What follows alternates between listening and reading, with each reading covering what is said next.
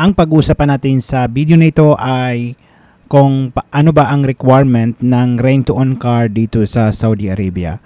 So, pag bago ka pa lang sa channel na ito, huwag mong kalimutan i-subscribe and pindutin ang notification bell para updated ka palagi sa mga ina-upload ko na video. So, itong information na to ay based sa experience ko sa pagkuha ko ng sasakyan na rent-to-own. So, by the way, kinuha ko na sasakyan ay Colray Geely na 2023 ang model. So, ito, if I'm not mistaken, bagong model ata ito. Pero may pagkaparehas naman sila.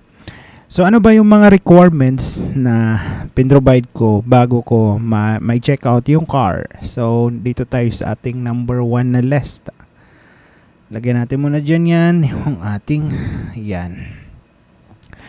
So, ang requirement natin ay of course, meron tayong residency na ikama dito sa Saudi Arabia. So, at least 6 months tayo sa company or 7 months bago tayo maka-avail. So, next na dun, kailangan may driving license tayo. So, paano ka naman kukuha ng car kung wala kang sasakyan? Or, hindi ako sure kung pwede under sa'yo tapos ibigay mo sa iba. Pero I think that ideal yun. Pero sa akin, ito yung the way na kumuha ko ng sasakyan. So, i-share ko lang sa inyo kasi kung may kukuha din. So, ito yung ipoprovide nyo or meron kayo na documents. So, driving license.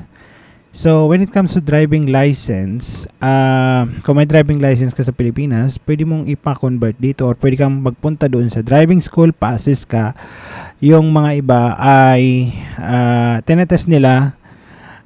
Sabi ng kaibigan ko, nag-test lang siya. Kasi yung sample niya, nung nag-test siya, pasado naman siya. Kaya nag-attend na lang siya ng few session. Tapos, nag-exam na. So, next sa ating list ay salary certificate.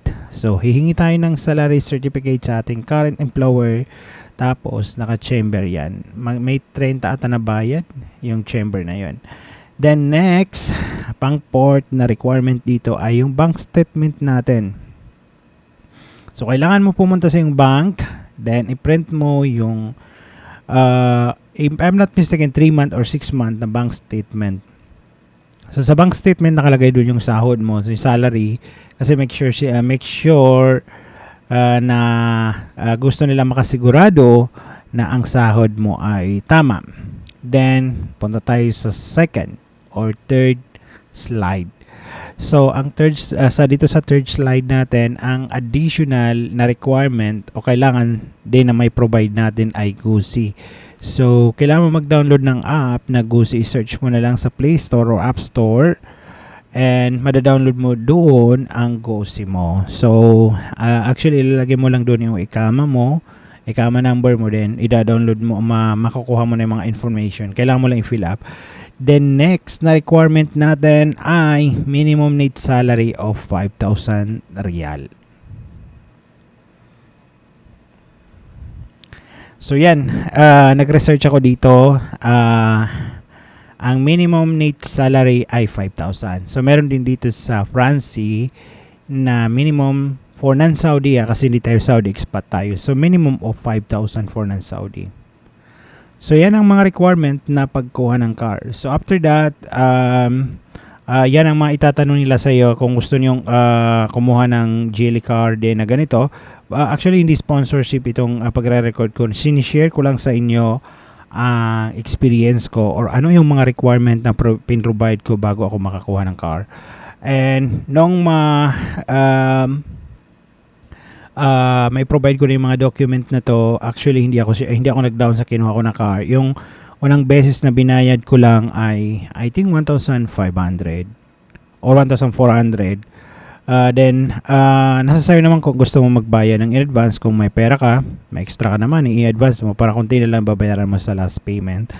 Then, nung nagperma na ako ng contract sa kanila, then naghintay ako ng mga 2 weeks.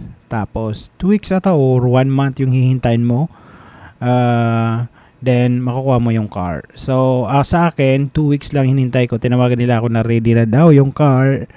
na kinukuha ko tapos pinick up ko doon. So medyo kinakabahan pa ako that time nung first time ako mag-drive kasi hindi ako lagi nagdo-drive. Alam mo yung excitement at saka kaba, so naghalo. So hanggang dito lang guys, and I hope nakatulong sa inyo to, and huwag niyong kalimutan i-like and subscribe ang aking YouTube channel.